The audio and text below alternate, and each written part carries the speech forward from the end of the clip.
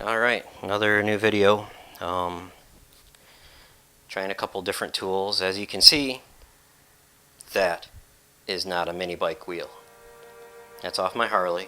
I've had these sitting around for a while and rebuilding them, new bearings and spacers and stuff, so I can put new tires on it and then do a simple swap. So this is an extra set of wheels for my Harley, because I like to have extra wheels for things. And I have it sitting on a home-built cradle type thing, to keep the brake off the ground, because this is what I have right here right now, and I wanted to give this a try. Also going to be trying some Motion Pro bead breakers. This is wheel number 2. I did wheel number 1 last night and fought with it. It worked, but getting wheels off of Harley rims can be difficult. Getting them back on can also be very difficult. The beads are usually very stiff,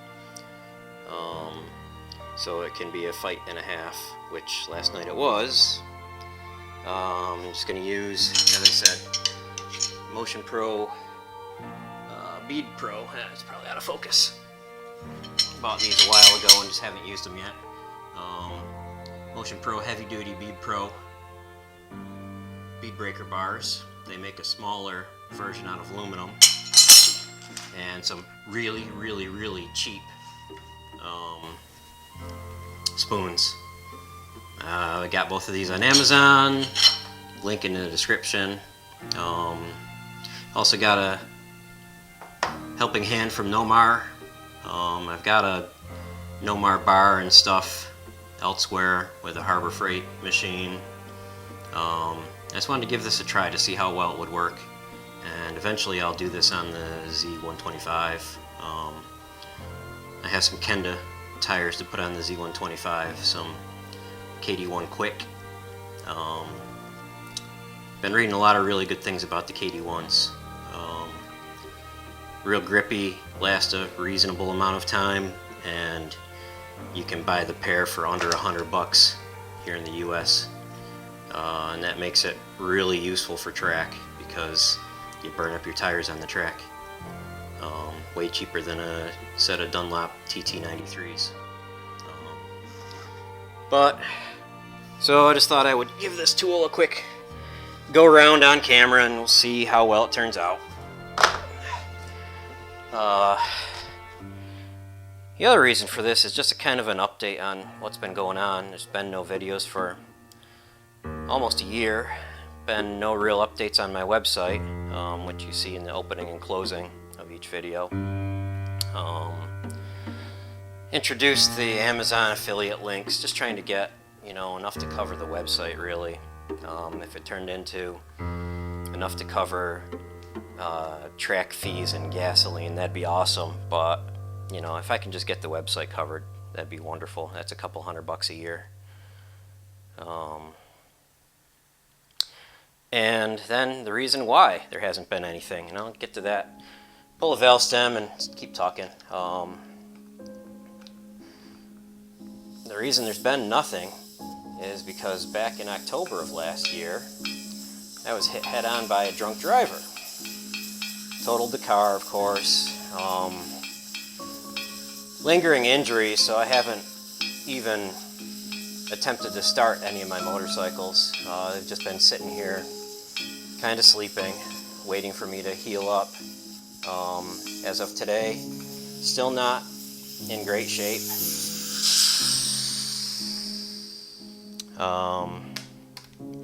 Still can't ride. I'm still having some balance and vision problems, so it's not really safe for me to ride anywhere, and it really sucks. Been pretty demoralizing for the last basically year. Sitting here, walk past my Harley every single day and can't take it out for a spin. Seeing the Z sitting in the temporary shed. Yeah, anyway, it's been real demoralizing, but we'll move on.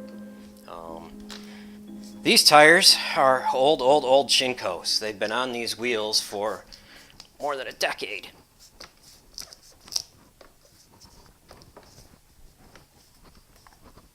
And as you might have heard from the little bits of popping, it's really attached to the rim. That's certainly not helping life. And there's a tube inside because, hey, tubeless tire and tubeless wheel means automatically put a tube in it. I don't understand it, but the tube is fused to the tire as well, and that certainly doesn't make it any easier to get out. I've obviously already pulled the old bearings. They were the metric axle, so this was on a slightly newer one than on my Harley. My Harley has the 1-inch axle, so I bought the appropriate bearings and spacers. I'll get to pressing those back in when I get around to it. At this point, it's end of August. I seriously doubt I'm going to feel good enough to ride even once this year, and none of my bikes are inspected. New York requires a yearly inspection. I've got the registration sitting inside. I've done nothing with them. The stickers for the plates that say it's registered are still sitting in the envelope the Department of Motor Vehicles sent it to me in. So a year's worth of registration, which isn't that much. Year's worth of insurance, which is a little bit of money. All wasted because of this fool that was driving drunk. And no real outcome to that, other than the guy got off pretty sweet. He got a second DWI and then made a deal on the first one so that he could avoid the felony charges. Pretty much all public record, so don't really care what anybody says about what I'm saying.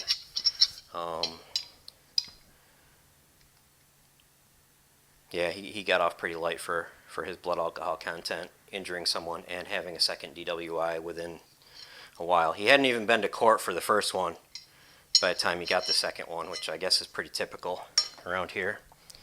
You immediately go into some kind of therapy and you can put off your court date for months and months and months so you can prove you're being a good human being, and hopefully reduce your charges. This is a mix of the Nomar wheel slippery goo. I don't really, I can't see the container from here. Nomar sells it as part of the kit that I bought with the Nomar bar. And you can either use the goo on the wheel, or actually you're supposed to do it in combination. Use the goo on the wheel for when you're assembling them, and you mix it up in a spray bottle with water. Put a big gob of the goo in the spray bottle, and you put a bunch of water in it, mix it up, so you get a slippery spray goo out of it. I'm just going to call it goo, the Nomar tire goo, because it's really gooey. It's a form of soap-based grease. Actually, let me flip that viewfinder around so I can make sure that you guys can see what I'm talking about here. Oops. Make sure that that's in the shot. Yeah, it's mostly in the shot. The business end is in the shot, so we'll go with it. And this is also the first video, I hope the audio comes out. It's the first video with the cheapest wireless microphone that mankind can build. It's $40 on Amazon.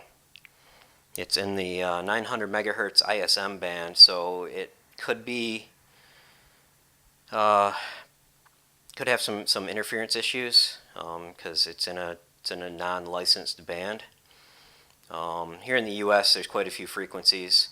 In some other countries, just as a warning, some other countries, 900 megahertz, the low 900 megahertz where this is used for air traffic landing beacons. I would strongly suggest before you even think about buying one of those to check and make sure that you're not buying something on a landing beacon frequency. This is 900 to like 912 or something, and those landing beacons go from somewhere in the 900s to 928 if my memory is correct. There's some radio control systems on that, and I used to know more about it, but I can't honestly remember. So anyway, onto the pulling this wheel off. I may not show the whole thing because it's going to fight me and I'm going to look like an idiot. So I don't really want to look like an idiot. There's a lot of brute force and ignorance that's required to make this thing work, it seems, especially with these spoons. I'm not saying that the Harbor Freight tire changer thing would be better, because it's a lot of brute force and ignorance there too. But it would probably do a better job on this with the really large Nomar bar. That thing's about 4 feet long. But anyway, you jam this in, the Bead Pro logo up on the bottom piece. They go together. Make sure this is in. The light's staring me in the eyes, so it's tough to see. So you've got these things, and they go together like this, and then you lever it together, and it's to push the bead down. It worked. It was frustrating like crazy, because as I say, the beads on these things are just nuts. So you squeeze them together and you kind of lever it down, and this one's working about as well. Trying to keep my head out of the shot. It's working about as well as the other one did. The bottom piece slips and gets away from the bead as soon as you start to crunch it down. See, the top piece just slipped in where it's supposed to be, and the bottom piece is more on the sidewall than on the bead. So while it works, having this whole assembly held rigidly to the ground so you can really pry on things would be useful. And B, having that wrench not slip. I may end up modifying it and taking this part back a little bit, because it seems like as you lever it, this top tool pushes this out. So I may end up having to grind and relieve that by 3, maybe 4 millimeters to make it work. If these tires weren't so glued to the rim, it might work better.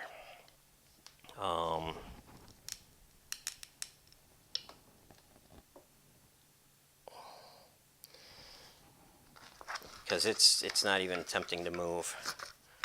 I ended up having to get spoons and dig and pry and stuff. And yes, I know I'm working right at the valve stem, and you could damage the valve stem by doing that, but I don't care about this valve stem. I tried putting plastic in there to protect the rim. That's not good. It just makes things slip. Oh, there's some movement there. Let's see if I can get this spoon in here and cause it to come down a little bit. Yeah, it's not quite working. Not no slippery goo getting between the rubber and the rim. And to break the old adhesive effect of the rubber just kind of sinking into that rim. And as you can see, that thing keeps slipping out. If it would stay up, if it would stay up in there, you might kind of almost be able to see it. I should probably get a closer shot of that, but I'm probably not going to. If you buy these, you'll see it. And again, this is probably the worst example of a wheel that I could use to demonstrate this product, because they're just difficult. There's just no two ways about it. See, that'll go in there. That'll go in there just fine. Then when you put that in there, it immediately pushes that bottom bar out. So I think this just needs a bunch more clearance, because it pivots on this part that's not cut out. I think I'm going to pause this for a minute, and I might get the grinder out and do a little relieving on that. Hesitate to do that because I'd like to see how it would work on a tire that actually, hasn't been on there for more than a decade. Oh, got some bite here. This might do it. Nope, slid out at the last minute. Oh, but I do have a little bit of liquid creeping down in there. That's good. Wedge that in there a little tighter. Oh, it slipped. Again, if this were locked to the floor, you could take and push this one in really good and kind of keep it in there. But since this is made for doing stuff out in the field, I think it'd be a little bit better. The only videos I saw were of the shorter aluminum ones, and I decided that wouldn't be a good idea because I do want to be able to do these Harley wheels and other full-size bikes, and I knew there was just no way I was going to get that to work on a full-size bike. I actually got a decent bite on it right now. Let me see if I can just break it free a little bit so it might slide on me and pop off the bead because I'm really, really close here.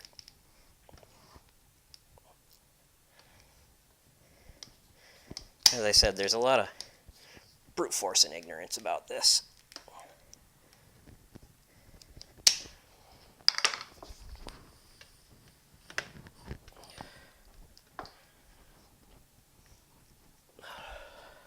I could probably use a great big hammer to pound this down to break the connection between the rim and the tire, since I do know that that's a problem. See if I can get it from another spot here. I know, kind of going off camera, but kind of what has to be done right now. So, sorry about that.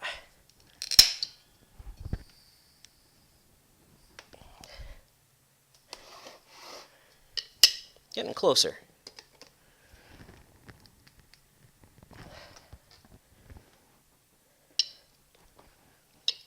Let's see if we can stick that spoon in there and get anything out of it from that.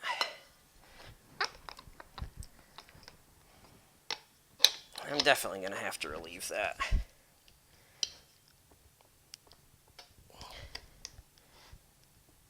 Alright. I think I'm off. Now it's just a question of working it around until it actually stays off the bead. Yeah, there we go. Before that makes a heck of a racket.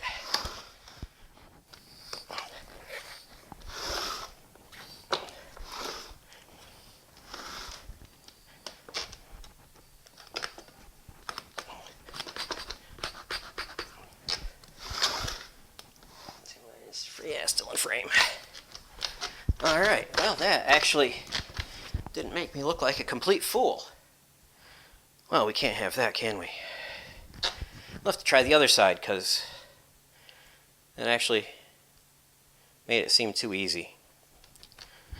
I'm probably not going to go through getting the tire off the rim with the spoons. There's lots of videos on that, and that will, without question, make me look like a fool.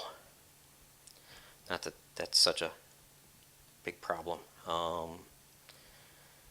But I don't want to look like a complete fool. It's mostly about this Bead Pro breaker.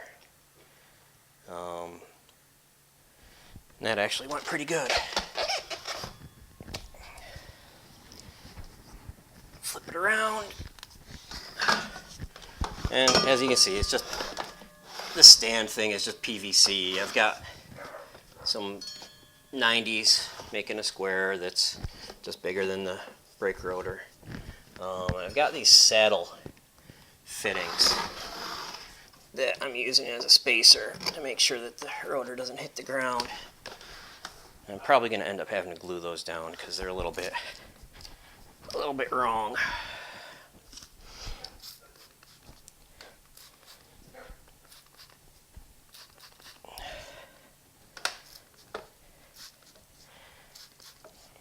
Let's see if we can get a little bit of liquid down in there.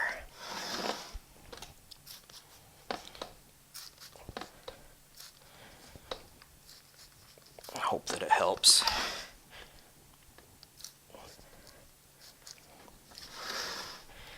Could probably use dish soap or something like that if you wanted to. Some guys use Windex. I've used Windex. It's not as slippery as a dish soap mix. But this stuff dries up pretty good. I haven't had to worry about slipping. I used the same thing when I did the KO tires to put the TT93s on. And didn't have any problems with that, so I'll put that over there. Off camera? Yeah, it's off camera. Alright, and my hands are nice and slick. Let's give this another try. See if I can look like a fool. Yes, I know, it's probably pretty easy. Should be using rim protectors, but as I said, that kind of...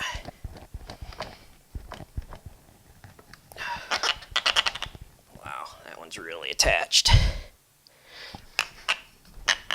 Oh, there. I think I'm on the other edge of the bead there. See how bad it slips. Hopefully not at all. Yeah, it slipped a lot.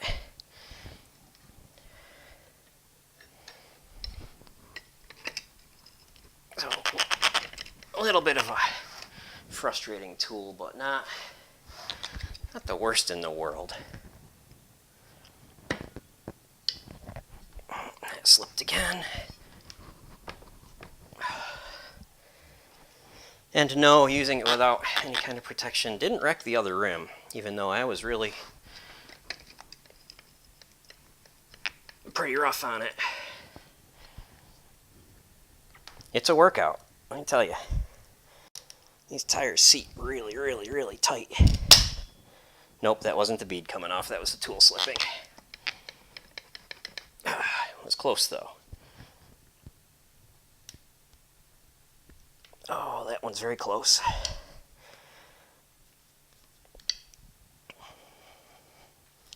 Poke at it with the spoon again. See if I can break some of this free. It's a pretty physical activity, and I'm way out of shape from not being able to do anything for the past almost year.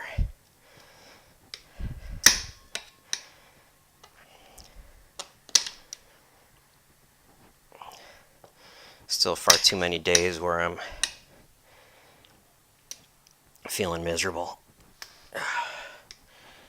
having balance problems and headaches and stuff, so there's an awful lot of time that I don't end up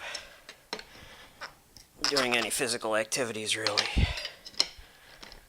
which would make you think that I've gotten a lot done on my website, but just haven't had the will to deal with that, to tell you the truth.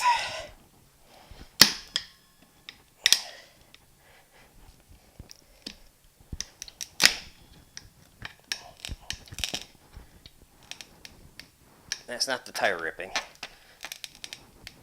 That's the tire stuck to the rim. Oh, I think I got it. I think that did it.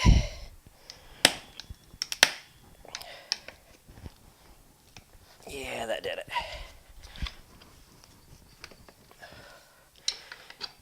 In theory, these guys have a spoon on the backside too. Gives you a great big spoon to use. But I haven't been using them because they're kind of rough. I don't want to wreck things with it. These cheapo chrome-plated spoons that I got on Amazon. Seem to work just as well, and because of the chrome, they're a little bit smoother, so less likely to ding up your rims. Now, notice I said less likely. That does not mean impossible or even unlikely. They probably will ding up your rims. Just word of warning. Especially with the tires like these that take so much force to deal with. Alright, well, that is 2 beads broken. Yeah, a total of 25 minutes of me jabbering along. Again, I'll save you the pulling the tire off nonsense. It's going to be tough because the spoons don't get a good bite with this brake rotor here. And I don't remember if I bought new bolts. These are one-time use bolts on the Harleys. You really have to buy new ones if you're going to take the rotor off. A lot of it's a safety thing. They're probably just fine. They're not stretched to yield or anything like that, but Harley has a lot of one-time use bolts, and a lot of that has to do with a large number of screws, bolts from Harley come with anti-seize on the threads, and that gets destroyed when you use it, especially when you take them back out after it's set up. So in order to make sure, or not anti-seize, a locking agent, sorry. So in order to make sure that they stay locked in, and because you certainly don't want your brake rotor bolts wobbling out on the road, that'd be a bad day indeed. They specify these as one-time use, and when I took the sprocket off the rear wheel for the belt drive, it was on there. I would not want to use those bolts again, even though I didn't actually destroy them. So I've got bolts somewhere. I probably should rip these rotors off, clean them up a little bit because they're definitely thick enough. Check them, make sure they're not out of round or bent, and reuse them if they are fine, because otherwise they're not exactly cheap for this bike.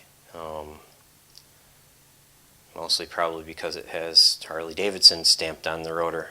There's nothing really all that sophisticated about it. It's a left side and a right side rotor with a pattern cut in it because they could cut a pattern in it, and some holes drilled. Maybe a lot of it to do with lightning, because it's a very odd pattern. It doesn't really repeat, or at least it doesn't repeat very often. Obviously that'll give you better pad life. They're not chamfered, so it's certainly cheese grater. But anyway, that there, let's see, can you read that? Not sure, maybe. Motion Pro Heavy Duty Bead Pro breaker bars. Yikes, that was loud. As I said, I bought those a while ago. None of this is for free. It's all in my own pocket. And I'd appreciate it if you'd use some of the Amazon links down in the description. Buy stuff. Anything at all helps out. Doesn't change the price to you, and I get a very small commission from it. Potentially up to 10%, but I don't think all of them are 10%. It's fairly new. I need to get like 3 purchases in the next about 160 days since I've opened it, or else they cancel the program with me because I'm not making them any money. Whatever. Considering the amount of paperwork that they don't have to do if I'm not selling anything, that doesn't make any sense to me, because there's no paperwork that has to be done if I'm not making any money. They don't need to send me any tax documents. If I make money, they have to send me tax documents. That's, just the way of the world. Don't necessarily like it. Nothing I can do to prevent it. But anyway, if you could, make some purchases, that'd be great. Just looking for a few $100 a year is all total. That'd be great if I could get that. Just enough to pay for the website. And with that, I will sign off because it's been 30 minutes of jibber jabbering of almost nothing important. And that's the status. And I will be making more stuff as I can make more stuff. Thanks. Subscribe, all that. Subscribe, like, all that stuff. And we'll see you next time.